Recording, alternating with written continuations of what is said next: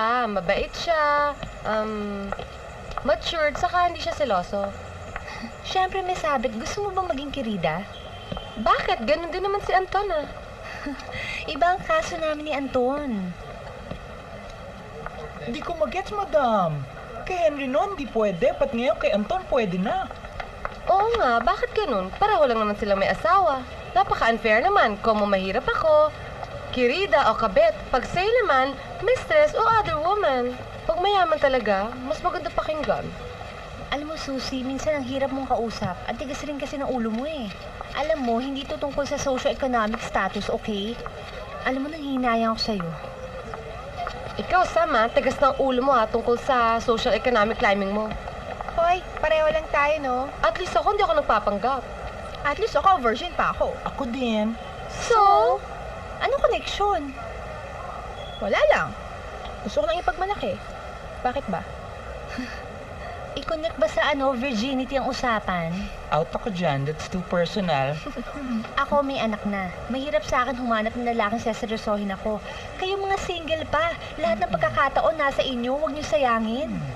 At saka, huwag kayong maging tanga sa desisyon sa mga buhay niyo.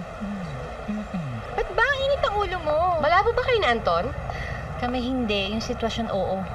Saan na tayo? Virginity? Malabo ang sitwasyon nila ni Anton. Ay nako, sagutin na nga yung cellphone na yan. Ayoko nga, si Anton lang yan. Alam nyo, mabuti pa, mag-shopping na lang tayo. Welcome to Israel.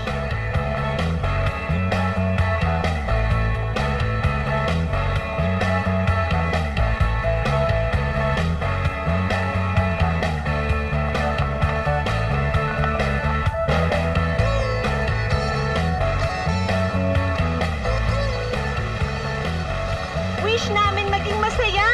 Mayaman na masaya. Masayang masaya! Ang wish ko lang, maging girl!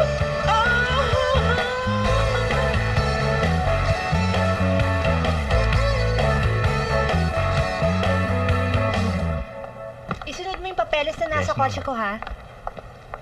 Tumawag na ba si Mr. Peterson? Humingi sila ng sample for second batch. Pero positive naman reaction nila ng first batch. Nakakatatlong positive na tayo pero wala pa rin tayo maklose. Sa presyohan na lang tayo magkakatalo. Kaya kailangan mag-meeting tayo ng finance manager, ha? Kailangan natin accountant to. Madam, marami kang kailangan pirmahan papers. Especially yung promissory note natin sa bank. Tagal na kasing pending yun eh. Pag dumating yung problema, sabay-sabay. Ma'am! Sorry po, ma'am. Mapilit po si doktor. Raya, sorry to bother you. Kailangan natin mag-usap. Sige, ako na bahala dito. Good day, doctor. Jigs, ikaw ang una nakakalam na hindi good ang day ko. Iwanan mo na muna kami. Private matter to. Okay. Stay, Jigs. Okay. Please, Jigs. Okay. Jigs! Okay. Mula lang hiyain ako ng misis mo sa harap ng maraming tao, we became a public matter. Kung ayaw mo na sa akin, matatanggap ko. Huwag mo lang akong pagtaguan. Hindi kita pinagtataguan. Pero hindi madali para sa akin to. Alin ang hindi madali? Okay naman tayo ah. Okay nga tayo. Ang sitwasyon hindi. Wala may kasalanan. Pero masakit ang matawag na kabit. Paano kung maayos ko lahat? Eh di ayusin mo muna. Paano tayo? May restraining order ang relasyon natin?